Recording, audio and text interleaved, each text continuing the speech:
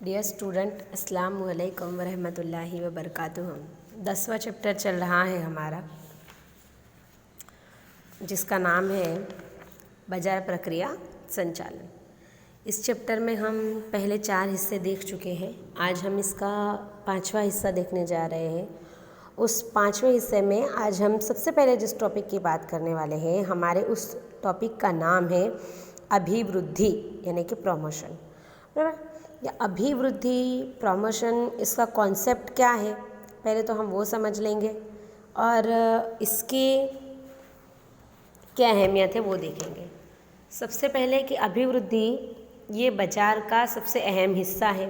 बराबर, अभिवृद्धि प्रमोशन में हम जो अभी हमारे मौजूदा कस्टमर्स हैं और जो मुस्तकबिल में होने वाले कस्टमर्स हैं, ठीक है, यानी जो मुस्तकबिल में हमारे कस्टमर्स बन सकते हैं, उनको हम जो हमारी नई नई प्रोडक्ट है, हमारी जो नई नई पैदावार है, उसके मुतालिक मालूमात देने का काम करते हैं।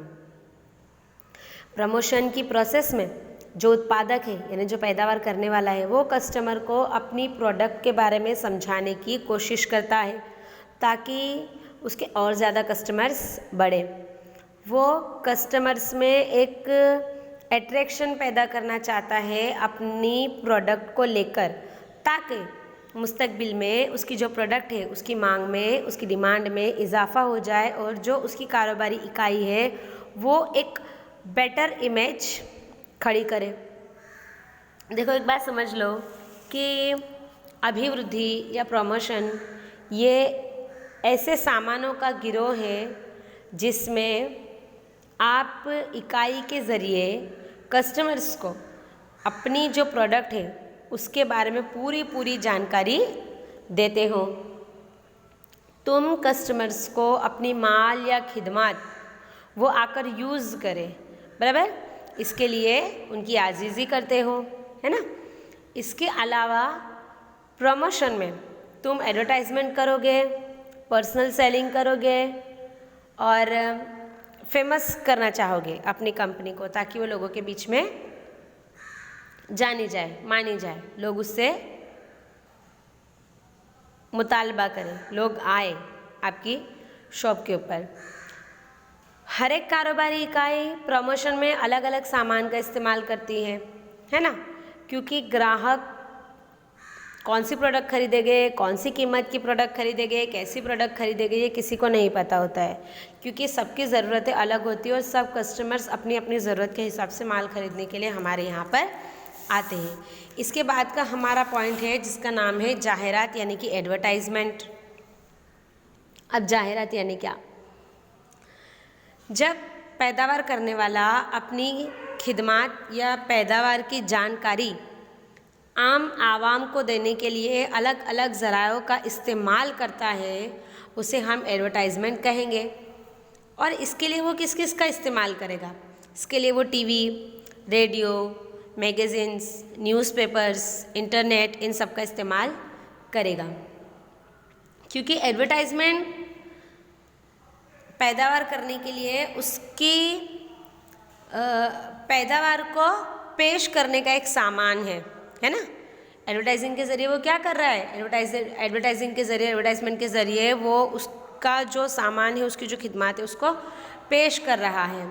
इसके अलावा जो जाहिरात देने वाला है, जो एडवर्टाइजमेंट देने वाला है, हम उसकी पहचान आसानी से कर सकते हैं उसकी ब्रांड वगैरह से। एडवर्टाइजमेंट में अगर सबसे अहम बात कोई है तो वो यही है कि हम बिल्कुल आसानी से उस प्रोडक्ट से रूबरू हो जाते हैं। इसके बाद जो हमारा टॉपिक है उसका नाम है जाहिरात्मक कार्यों, कि अब हमने जाहिरात तो देख ली कि एडवर्टाइजमेंट मतलब क्या, अब उसके काम क्या क्या है। सबसे पहला उसका काम है मांग ઊભી करे छे। देखो, एडवर्टाइजमेंट के ज़रिए आप क्या कर रहे हो? आपकी जो प्रोडक्ट है, आपकी जो पैदावार है, आपकी जो खिदमत है, उससे जाहिर जनता को रूबरू करवा रहे हो। और अगर उसकी डिमांड नहीं भी है तो भी आप उसकी डिमांड पैदा कर रहे हो। एक मिसाल के तौर पे आप कोल्ड कॉफ़ी ले लो, बराबर। कोल्ड कॉफ़ी का अगर हम एग्जांपल ले लें कि कोल्ड कॉफ़ी की अगर बाज़ार में डिमांड नहीं भी है तो एडवर्टाइजमेंट का काम क्या है कि एडवर्टाइजमेंट के ज़रिए उस सामान की, उस प्रोडक्ट की डिमांड मार्केट में खड़ी करना। ठीक है, उसके बाद का हमारा पॉइंट आता है मोटा पाया पर उत्पादन ना लाभ। एडवर्टाइजमेंट के ज़रिए आप ग्राहकों तक अपनी जो प्रोडक्ट है उसकी जानकारी पहुंचा रहे हो, है ना, जिससे कारोबारी इकाई को क्या होने वाला है, फ़ायदा होने वाला है, क्योंकि जितनी आपकी प्रोडक्ट की डिमांड बढ़ेगी उतना आपकी कारोबारी इकाई को फ़ायदा होगा। इसके बाद उसका तीसरा काम क्या है, पैदाशनी जानकारी। जाहिरात के ज़रिए, एडवर्टाइजमेंट के ज़रिए आप जो मुस्तकबिल में आपके कस्टमर्स होने वाले हैं उनको आपकी प्रोडक्ट की मालूमात दे रहे हो। उन्हें मुस्तकबिल में आपकी प्रोडक्ट से क्या फ़ायदा होने वाला है ये उनको आज ही समझा दे रहे हो। ठीक है, तो इससे ग्राहक, कस्टमर आपके ऊपर भरोसा करेगा और आपकी रिस्पॉन्सिबिलिटी क्या बनती है कि आप उसके भरोसे को जीत कर बताओ। और आप उसके भरोसे को कैसे जीतोगे, जब आप उसको पैदाश की, पैदावार की जानकारी दोगे तब। इसके बाद हमारा पॉइंट आता है रोजगारी ऊभी करवामा मदद रूप। अब देखो, एडवर्टाइजमेंट के ज़रिए जो आपकी पैदावार है उसकी मांग में इजाफा होगा। ठीक है, अब उसकी मांग में इजाफा होगा तो आपको उसकी प्रोडक्शन ज़्यादा करनी पड़ेगी, और प्रोडक्शन ज़्यादा करने के लिए आपको किसकी ज़रूरत पड़ेगी, कारीगरों की ज़रूरत पड़ेगी। तो आप समाज के लोगों को इससे क्या दिलवा पाओगे, रोज़गार दिलवा पाओगे। फिर आप और ज़्यादा अपनी प्रोडक्ट की एडवर्टाइजमेंट करना चाहोगे और उस एडवर्टाइजमेंट में काम करने वाले लोग हैं, जैसे कि कॉपीराइटर्स है, बराबर, फिल्म बनाने वाले हैं, क्योंकि जो हमारी 30 सेकंड की, 10 सेकंड की जो भी अगर हमारी एडवर्टाइजमेंट है तो उसमें जो काम करने वाले लोग हैं उनको भी रोज़गार मिलता है। इसके बाद का हमारा पॉइंट है जीवन धोरण में सुधार, कि एडवर्टाइजमेंट की वजह से हम लोगों का जो लाइफ स्टैंडर्ड है उसको चेंज करना चाह रहे हैं, ताकि वो और ज़्यादा बेटर चीज़ों का इस्तेमाल करे, वो और ज़्यादा बेटर खिदमत का इस्तेमाल करे, जिससे उनकी जो लाइफ स्टैंडर्ड है उसके अंदर सुधार होगा, उसकी तरक्की होगी। इसके बाद हमारा पॉइंट है वेचाण जत्थामा जाळवणी। तो आप एक ही चीज़ को बार बार रिपीट करोगे ना, यानी अगर एडवर्टाइजमेंट आप बार बार करोगे किसी एक ही चीज़ की, तो वो क्या होगी, आपके जो मुस्तकबिल में होने वाले कस्टमर्स है मान लीजिए, तो उनके दिमाग के ऊपर कब्जा जमा लेगी वो चीज़, और वो कस्टमर क्या सोचेगा कि एटलीस्ट कम से कम मुझे एक बार तो इस सामान को यूज़ करना चाहिए, एक बार तो मुझे इसका इस्तेमाल कर देखना चाहिए कि ये कैसी है। और भले वो एक ही बार के लिए, लेकिन आपके शॉप के ऊपर आएगा या आपकी जो प्रोडक्ट है उसको लेना चाहेगा, भले एक ही दिन के लिए, एक ही बार के लिए। ठीक है, फिर अगर उसको वो चीज़ अच्छी लग गई तो हो सकता है कि वो आपका रेगुलर कस्टमर बन जाए और आपके यहाँ पे बार बार वही सामान लेने के लिए आए।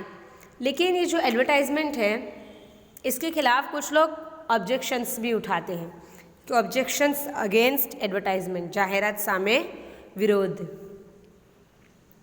प्रमोशन के लिए एडवर्टाइजमेंट एक उसका अहम हिस्सा है, इस बात से हम ना नहीं कहते, लेकिन कभी कभी इस एडवर्टाइजमेंट की वजह से जो कस्टमर्स हैं उनके सोचने समझने की जो क्षमता है, जो कुव्वत है, वो कहीं ना कहीं पे मान लो कि कम हो जाती है।